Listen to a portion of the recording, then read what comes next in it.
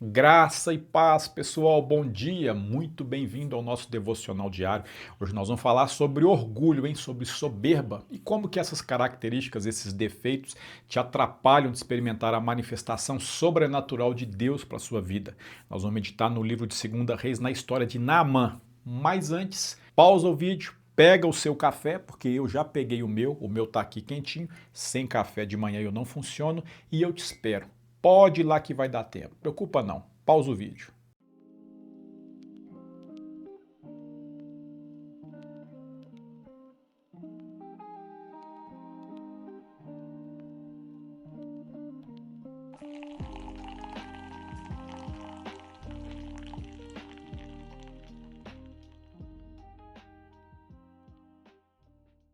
Lá no segundo livro dos Reis, no capítulo 5, a Bíblia conta o seguinte: Naamã, comandante do exército do rei da Síria, era grande homem diante do seu senhor e de muito conceito, porque por ele o Senhor dera vitória à Síria. Ele era herói da guerra, porém ele era leproso. Saíram tropas da Síria e da terra de Israel, levaram cativa uma menina que ficou ao serviço da mulher de Naamã. Disse a menina à sua senhora: Tomara o meu senhor estivesse diante do profeta que está em Samaria, ele o restauraria da sua lepra. Então foi Naamã e disse ao seu senhor: Assim e assim falou a jovem que é da terra de Israel. Respondeu o rei da Síria: Vai, anda, e enviarei uma carta ao rei de Israel. Ele partiu e levou consigo 10 talentos de prata, 6.000 siclos de ouro e 10 vestes festivais. Levou também ao rei de Israel a carta que dizia: Logo em chegando a ti esta carta, saberás que eu te enviei Naamã, o meu servo, para que o cures da sua lepra. Tendo lido o rei de Israel a carta, rasgou as suas vestes e disse: Por acaso eu sou Deus com poder de tirar a vida ou de dá-la, para que este envie a mim um homem para eu curá-lo da sua lepra? Notai, pois, e vede que procura um pretexto para romper comigo. Ouvindo, porém, Eliseu, o profeta, homem de Deus, que o rei de Israel rasgara as suas vestes, mandou dizer ao rei: Por que rasgastes as suas vestes? Deixa-o vir a mim e saberá que há profeta em Israel. Veio, pois, Naamã com os seus cavalos e os seus carros e parou à porta da casa de Eliseu. Então Eliseu lhe mandou um mensageiro dizendo: Vai, lava-te 7 vezes no Jordão e a tua carne será restaurada e ficarás limpo. Naamã, porém, muito se indignou e se foi, dizendo: Pensava eu que ele sairia a ter comigo, por-se-ia de pé, invocaria o nome do Senhor, seu Deus, moveria a mão sobre o lugar da lepra e restauraria o leproso. Não são, porventura, Abana e Farfar, rios de Damascos, melhores do que todas as águas de Israel? Não poderia eu lavar-me neles e ficar limpo? E voltou-se e foi com indignação. Então se chegaram a ele os seus oficiais e lhe disseram: Meu pai, se te houvesse dito profeta alguma coisa difícil, acaso não farias? Quanto mais, já que apenas ele te falou: Lava-te e ficarás limpo. Então desceu e mergulhou no Jordão 7 vezes, consoante a palavra do homem de Deus, do profeta, e a sua carne se tornou como a carne de uma criança, e ficou limpo. Voltou ao homem de Deus, ele e toda a sua comitiva. Veio, pôs-se diante dele e disse: Eis que agora reconheço que em toda a terra não há Deus senão em Israel. Agora, pois, te peço, aceites um presente do teu servo. Porém ele disse: Tão certo como vive o Senhor, em cuja presença estou, não aceitarei. Instou com ele para que o aceitasse, mas ele recusou. Disse Naamã: Se não queres, peço-te que ao teu servo seja dado levar uma carga, uma porção de terra de 2 mulos, porque nunca mais oferecerá este servo holocausto nem sacrifício a outros deuses, senão ao Senhor. Nisto, perdoe o Senhor a teu servo, quando meu senhor entra na casa de Rimom para lhe adorar, e ele se encosta na minha mão, e eu também me tenha de encurvar na casa de Rimom, quando assim me prostrar na casa de Rimom, nisto perdoe o Senhor a teu servo.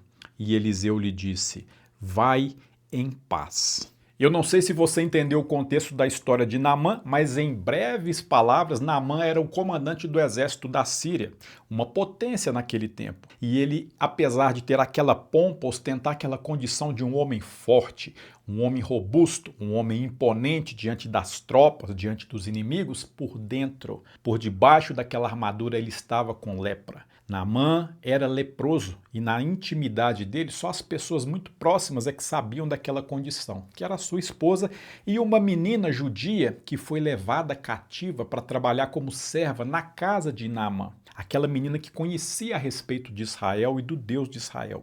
Provavelmente no dia em que Naamã tirou a armadura, tirou a sua roupa de combate dentro de casa, a menina viu que Naamã estava com lepra, ou talvez a menina judia percebeu que Naamã conversava com a esposa sobre a doença, e ela falou, se ele estivesse lá em Israel, se ele se encontrasse com o homem de Deus, com o profeta Eliseu, certamente ele seria curado.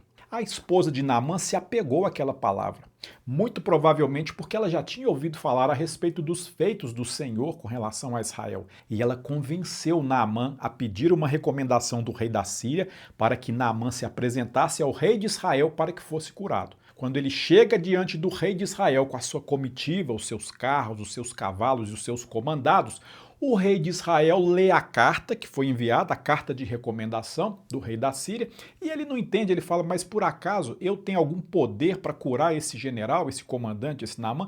Eu não tenho poder. Talvez o rei da Síria está inventando um pretexto para que eu não consiga atender a um pedido dele, e ele então declare guerra com relação a mim. Só que isso não era o motivo. Ele não entendeu nada, o rei de Israel. Ele achou que o rei da Síria estivesse caçando confusão com ele, mas não tinha nada a ver com isso. O rei da Síria, de fato, estava recomendando para que Naamã se apresentasse em Israel de uma forma protocolar. O profeta Eliseu em Israel, tendo ouvido dizer que o rei de Israel ficou indignado e rasgou as suas vestes, no gesto de revolta, no gesto de ira, o profeta falou para ele assim, fala para esse homem se apresentar a mim. Fala para ele me procurar, que ele vai saber que existe Deus em Israel. Então Naamã, orientado, se apresentou à casa do profeta Eliseu. Ocorre que Naamã, imagina vocês, um comandante das tropas de um país, da Síria, de uma potência, estava acostumado a ser tratado com pompa, com deferência. Estava acostumado com as pessoas prestando continência para ele, com as pessoas chamando ele de Senhor. Estava acostumado com honrarias, né? Com toda uma questão de respeito. Quando ele chega na casa do profeta Eliseu, acompanhado da sua comitiva grande, de carros, de cavalos de guerra, dos seus comandados, o profeta nem sai para conversar com Naamã. O profeta manda um menino de recado, o nome dele é Geazi. O profeta manda o menino ir lá e falar o que Naamã tinha que fazer. O menino sai lá fora e fala assim, ó, o meu senhor falou que é para você ir lá no Rio Jordão, mergulhar 7 vezes, banhar-se nas águas do Rio Jordão, aqui em Jerusalém, que você vai ficar curado da sua lepra. Ah, Naamã ficou indignado com aquilo. Naamã achou uma falta de respeito absurda. Ele falou, como é que é? O profeta nem saiu para conversar comigo. Ele mandou um menino de recado. Será que ele sabe quem que eu sou? De onde que eu venho? O respeito, notoriedade que eu tenho? Pelo amor de Deus, não vou fazer isso não. E mandou eu me banhar no Rio Jordão, esse riachozinho barrento que tem aqui na região de Israel? De jeito nenhum. Será que esse profeta não sabe que lá de onde eu venho, da Síria, existem rios muito mais bonitos, mais caudalosos?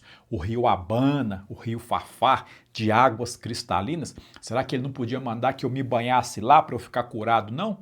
Tinha que ser aqui? Não vou fazer isso. Isso é uma afronta, isso é uma falta de respeito. E Naamã, indignado, chamou seus comandados, deu meia volta e começou a voltar para trás, para a Síria, revoltado. Os comandados de Naamã, os seus oficiais, vendo o que estava acontecendo, falaram com ele assim, meu senhor, nós já viemos até aqui. Se esse profeta tivesse mandado o senhor fazer uma coisa muito difícil, o senhor não faria? O senhor não quer ser curado? Então, senhor, o Rio Jordão está logo ali, não custa nada. Não custa nada, vamos lá. Só entra lá 7 vezes, rapidinho, e quem sabe dá certo. Eles convencem Naamã. Naamã direciona para o Rio Jordão com eles. Quando chega lá, ele mergulha 7 vezes no Rio Jordão e quando ele sai, para a surpresa dele e de todos, a pele dele estava completamente restaurada da lepra, como uma pele de bebê, aquela pele bonitinha, branquinha, macia, e ele fica impressionado. Então Naamã volta rápido na casa do profeta Eliseu para agradecer o profeta. E ele oferece presentes, porque ele havia levado talentos, ciclos de ouro, de prata, e ele fala, olha, eu vim cá entregar, deixar um presente para o senhor, um agrado, porque o senhor me curou de fato. E o profeta Eliseu falou, não quero nada que você está trazendo, nada que é seu me interessa. Pode voltar, que está tudo certo. E Naamã insistiu, não, mas aceita, é uma forma de gratidão, de manifestação de gratidão e tal. O profeta fala, não, eu não preciso de nada do que é seu, muito obrigado, você já foi curado e a minha parte já foi feita. Então Naamã, muito agradecido, ele fala para o profeta o seguinte, olha, agora eu sei que existe Deus em Israel. Eu vou voltar para a Síria, para a minha terra, e o Senhor sabe que eu sirvo a um rei lá na Síria. E esse rei, ele adora um outro Deus, o nome dele é Rimon. Então eu peço que o Senhor me perdoe todas as vezes que o meu rei, o meu Senhor, me convidar para junto dele, me prostrar diante desse Deus Rimon para adorá-lo. Porque é assim que funciona, eu tenho que obedecer, sou subordinado ao rei da Síria. Mas o Senhor fique sabendo que todas as vezes que eu me prostrar diante desse Deus Rimon que tem lá na Síria, é ao Senhor que eu estarei adorando, não é a ele. Porque o meu coração está aqui. Agora eu sei que só existe um Deus no céu e na terra, que é o Senhor, que é o Deus de Israel. E assim Naamã volta com um coração grato. E ele ainda pede para levar um pouco de terra daquela região de Israel, onde o profeta Eliseu morava, como uma forma de lembrança, como um memorial de onde ele havia pisado e onde ele havia se curado. Uma história linda. E agora nós vamos trazer 3 pontos que revelam o que é que aconteceu com Naamã e com que quase impediu que ele experimentasse a bênção do restabelecimento. A primeira circunstância que acometia Naamã, que talvez acometa você, é o orgulho, é a vaidade, é a soberba. Porque Naamã, acostumado com pompa, acostumado com ele mesmo, cheio de si mesmo, ele achava que as coisas tinham que ser do jeito dele.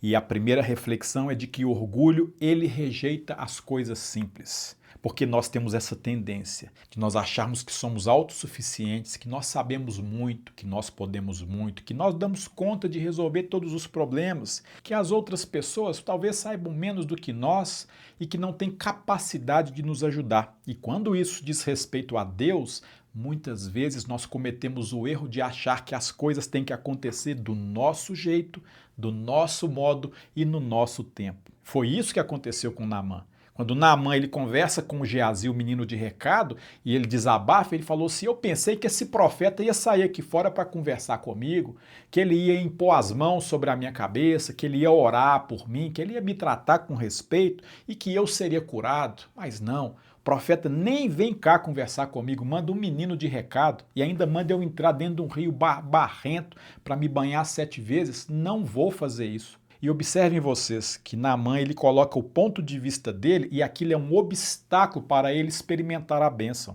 Até porque a ficha de Naamã não tinha caído. Porque Naamã não entendeu uma coisa, quando ele estava diante do profeta, na casa do profeta, ele não estava conversando com o homem. Ali quem estava mandando uma mensagem para ele não era o homem Eliseu, é o Senhor, é Deus. Deus ele opera através de pessoas em várias circunstâncias. E naquela circunstância, ele que se considerava muito nobre, de muita autoridade, como um comandante das tropas da Síria, a ficha dele não caiu, porque ali naquele lugar, naquele momento, ele não era nada. Ele não era ninguém. Ele não se deu conta de que ele estava diante do Deus Todo-Poderoso, Criador dos céus e da terra. Quem era Naamã para chegar diante de Deus e reivindicar algum tipo de honra, de glória, algum tipo de notoriedade? Ele não era ninguém. Ele achava que ele estava conversando com um homem qualquer. A pessoa do profeta traz a mensagem inspirada de Deus diretamente do trono da glória para os homens. E Naamã não havia entendido isso, porque ele não estava acostumado a lidar com o Senhor. Mas quando ele coloca o orgulho dele, a vaidade, a soberba, imagina, pensa, eu, um comandante, acostumado a ser tratado com pompa, eu vou tirar o meu uniforme, a minha armadura e vou entrar num rio barrento, sair de lá 7 vezes. para me submeter ao que esse profeta está falando? De jeito nenhum. Isso pode acontecer conosco. Isso pode acontecer com você. Nós temos a tendência de rejeitar as coisas simples. Nós temos a tendência de achar que tudo tem que ser do nosso jeito, de achar que as coisas deveriam acontecer no nosso tempo, no nosso modo.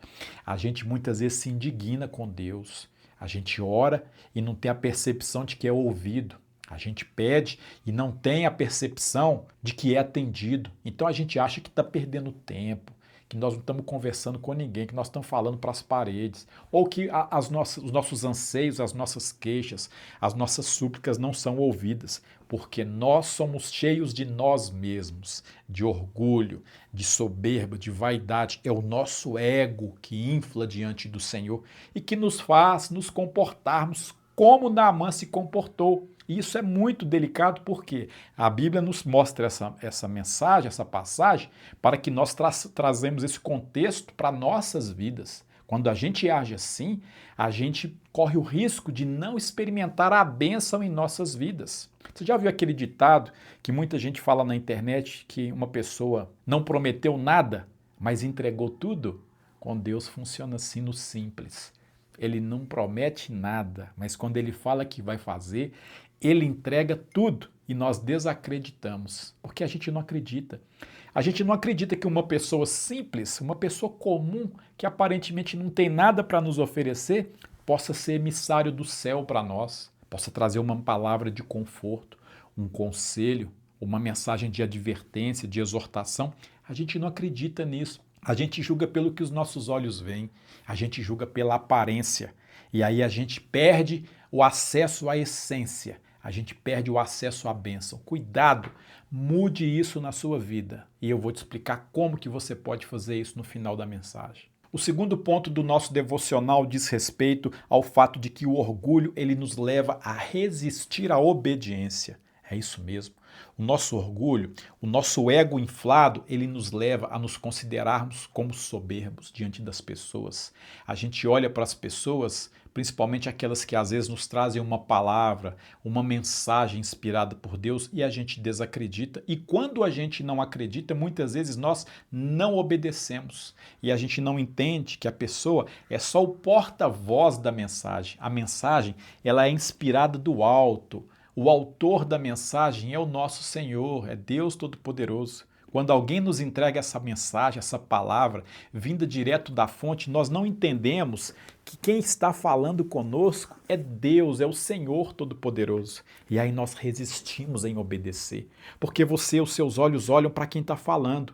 Às vezes uma pessoa simples, às vezes uma pessoa que trabalha num departamento de limpeza, às vezes um andarilho, um mendigo que você conheceu na rua, às vezes um desconhecido, às vezes alguém da sua casa, uma pessoa que aparentemente não tem nada para te oferecer, mas que conhece a palavra, que medita, que busca e inspirada, ela em algum momento pode trazer para você a mensagem do alto e você rejeita. Você rejeita porque o seu ego fala para você que você é autossuficiente, que você não precisa de nada que esteja vindo daquela pessoa humilde, daquela pessoa simples. É o seu orgulho, é a sua vaidade que te coloca numa posição soberba e que te leva a resistir à obediência. Porque se essa palavra mandar você fazer determinadas coisas e você não fizer, é porque você está se colocando numa condição superior a ela. Cuidado com isso. Muitas vezes a mensagem que chega para você através de alguém inspirado pelas Escrituras é de que você não deve ir pelo caminho onde você está indo. É que você não deveria andar com determinadas pessoas com quem você tem andado. É que você não deveria fazer negócios da forma como você tem feito. É que você deveria vigiar porque você pensa que você está de pé, mas você pode cair, só que não. Só que você resiste, porque você é tomado pelo orgulho e você se considera como alguém que está no controle da situação, alguém que sabe o que está fazendo, alguém que domina as consequências, as circunstâncias, alguém que tem condições de evitar um resultado indesejado. Cuidado, cuidado. Tem um provérbio que fala exatamente sobre isso. Aquele que pensa que está de pé, pensa. Cuidado para que não caia, porque você acha que você está no controle das circunstâncias, mas você não está. Quando você desobedece essa palavra, você corre um risco muito grande de perder a bênção, a proteção, a unção de Deus em sua vida. Agora, o terceiro ponto, e eu creio que é o mais bonito da história da mensagem de Naamã e que se aplica a nós, é uma mensagem eterna. O terceiro ponto é de que o orgulho, ele impede que nós experimentemos a cura interior. Presta atenção nisso. O orgulho, ele impede você de experimentar a cura interior. Quer ver por quê? Porque Naamã procurou o profeta Eliseu porque ele queria a cura para a lepra, uma enfermidade no corpo, na pele. Ele queria ser curado. Quando ele se apresenta diante do profeta e o profeta declara o que ele deveria fazer, já estabelecendo a bênção, e ele, em determinado momento, persuadido pelos seus comandados, ele se submete à ordem do profeta, às suas orientações, ele é curado da lepra de fato, mas ele experimenta uma cura maior ainda, que é interior, é aquela que vem de dentro. Naamã, antes de ser curado da doença física, da lepra, que consumia a carne e a pele dele, Naamã precisava ser curado do orgulho, da vaidade, da soberba, da autossuficiência.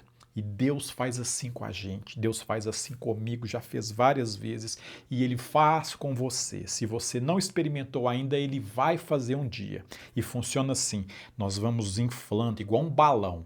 As circunstâncias da vida vão nos levando a nos considerar como autossuficientes.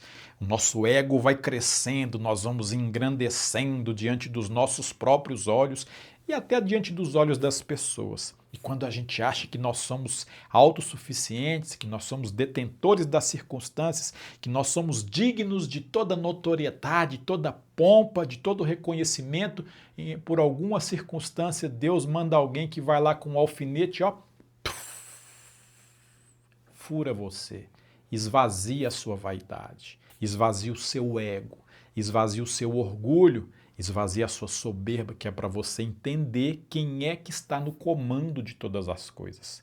Quem é que de fato é digno de toda notoriedade, de toda glória e de toda honra. Não é você, não sou eu. Nós somos servos, ou pelo menos deveríamos nos ver nessa condição diante do Deus Todo-Poderoso. Toda honra, toda glória, todo poder pertence a Ele e Ele não abre mão, Ele não reivindica isso, Ele não negocia isso com ninguém, nem comigo e nem com você. Portanto, eu vou te explicar que existe uma fórmula, que é a fórmula da cura desse processo pelo qual Naamã passou. Você pode extrair isso dessa mensagem, eu te convido a lê-la de novo novamente, lá no segundo livro dos Reis, no capítulo 5. E a fórmula é a seguinte: a humilhação, ela te leva a um estado de quebrantamento do seu orgulho. A Bíblia fala, aqueles que se humilham serão exaltados, alcançarão aquilo que buscam. Primeiro ponto, a humilhação, ele quebra o seu orgulho. O seu orgulho, uma vez quebrado, ele gerará em você humildade. Você se tornará humilde. Você vai dar conta de quem você é na fila do pão, de que você não é ninguém, de que você não é melhor do que as pessoas, ainda que você tenha mais dinheiro, ainda que você tenha mais status, ainda que você tenha um cargo maior, uma posição social melhor, você não é maior e nem melhor do que as pessoas. E abaixo de Deus, você é mais uma criatura, você é mais alguém que deveria se submeter a Ele. E Ele vai te mostrar isso através desse processo. O seu orgulho quebrado, ele vai gerar em você humildade de se ver no seu lugar, no seu devido lugar, diante das pessoas e diante de Deus. E uma vez que você se torne alguém humilde, alguém contrito, de um coração quebrantado, que se dá conta de que você é mais um pecador carente da glória, da restauração que Deus proporciona, isso vai gerar em você santidade.